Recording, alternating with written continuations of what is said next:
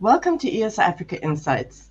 In this episode, I'm speaking with Promise Ngowu, who is one of the leaders featured in our African Power and Energy Elites 2024 magazine.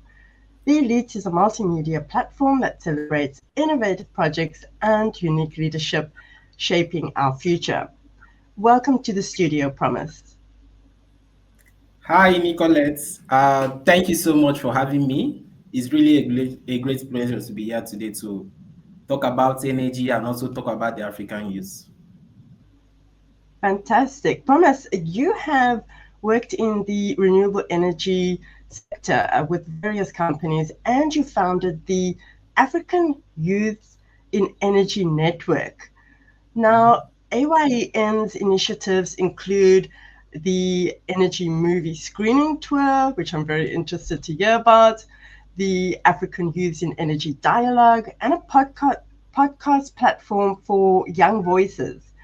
So, of all of these platforms and initiatives that you have, which of these has had the most surprising or far reaching impact so far, and why that particular one?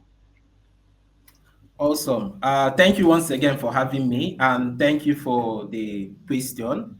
Like you said, we've been able to do various programs ranging from the movie screening to African Youth Energy Dialogue and the podcast series. And recently, we did a program called Clean Energy Catalyst. But for me, I would say the one that has had the most impact is the movie screening. Currently, I'm in Uganda, where we're also doing the movie screening in Chambugo University. And after Uganda, I'm going to Namibia for the same movie screening. So yeah, for me, it's the one with the most high-reaching impact. We've been able to impact over 4,000 people using that particular program, and it's not just coming up as an awareness program. Youths who are participating in this program are taking actions from seeing the impacts of energy poverty on their communities and understanding the negative effect this energy poverty have on them. They are taking actions. We are seeing some youth starting up projects. We are seeing some of them forming energy clubs in their universities to tackle this challenge that is currently facing the continent. So for me, I'll go with the movie screening. Thank you. It's definitely a program or initiative that is having a high impact across Africa. But before we continue with our conversation, Promise, allow me to thank our elites partners who are Unlog, ALSF, Nyamazela, Power Africa, Ren Energy, Sereti Green, and South African Airways. Your support and belief in the Elites magazine has made it possible for us to deliver this keepsake. So, Promise, I was really interested to read your profile in the Elites magazine. And I have seen that you are really passionate about the youth, but you also describe energy poverty as the most pressing challenge facing Africa, with decentralized renewable energy solutions as a key part of that answer. So, what are the practical steps that stand out for you that are accelerating access to electricity and particularly clean cooking solutions? Once again, thank you. Thank you for that question. So beyond what I do at African Youth in Energy Network, I also consult for companies, mostly startups in the renewable energy sector in Nigeria. And one of the challenges they've been facing in closing this energy access gap is accessing funding. And I've been opportune to see a lot of things happening in the funding aspect of renewable energy, especially in Nigeria and Africa as a whole. One of them is the DS program, which is funded by the World Bank. It's a $750 million program with the objective to electrify up to 17.5 million Nigerians. And then also you have the Mission 300. I would say that's like one of the most trending projects in the energy access in Africa, with a mission to electrify up to 300 million Africans by 2030, which is backed by the World Bank, African Development Bank, and some government agencies in other African countries. For clean cooking, to be honest, I've not really seen much about clean cooking in Nigeria specifically, because most people still rely on charcoal and dirty fuels. So for me, I feel like we are doing more in terms of electricity than we are doing in clean cooking.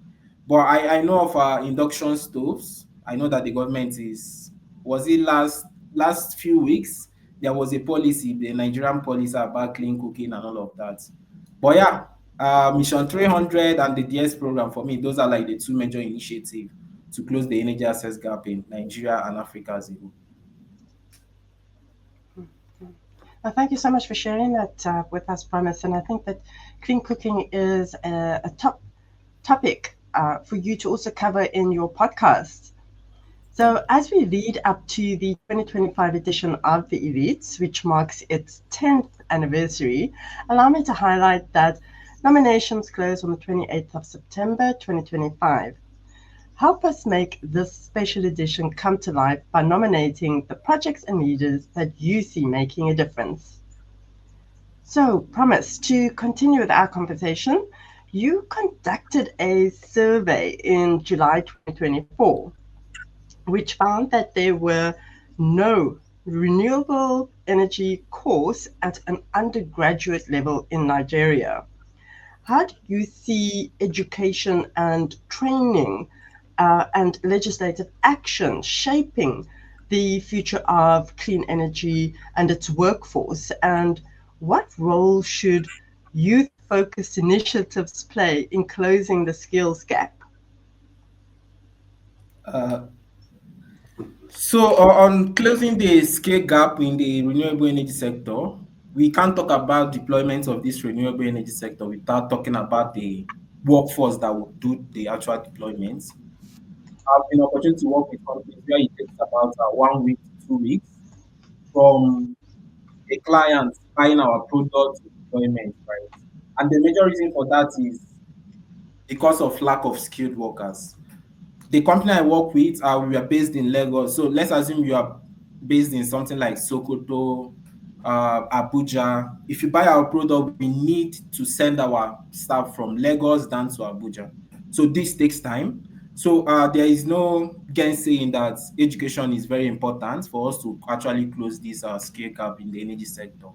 And if you can remember, I mentioned the fourth program we've actually had this year, Clean Energy Catalyst. So Clean Energy Catalyst is our response to closing that scale gap. So Clean Energy Catalyst means that it's a program where we train youth and not just training them. We place them on internship for 3 months. And it has been a successful one because currently 50% of those we place on internship has been retained with their host companies. So I think non-profit organizations like AYEN can do so much more by advocacy and by doing training like what we did with the Clean Energy Catalyst. So yeah, and lastly, I feel like is a core aspect of closing the energy access gap or closing the clean cooking access gap in Nigeria and Africa as a whole. Thank you. Thank you so much, Promise. I do foresee that it is the youth of Africa that are going to eventually lead the renewable energy sector for years to come. So, in closing, the 10th African Power and Energy Elites will launch in December 2025. So I hope that you have enjoyed this interview, and I hope to see some more of what Promise is doing across the African youth sector. Thank you so much for watching and wishing you a powerful day. Thank you so much, everyone. Thank you for having me, Nicolette. And I wish the 2025 nominees, I wish them very well. And I hope that they can leverage on the platform to not just building their career, but also building the work they are doing in the energy sector. Thank you.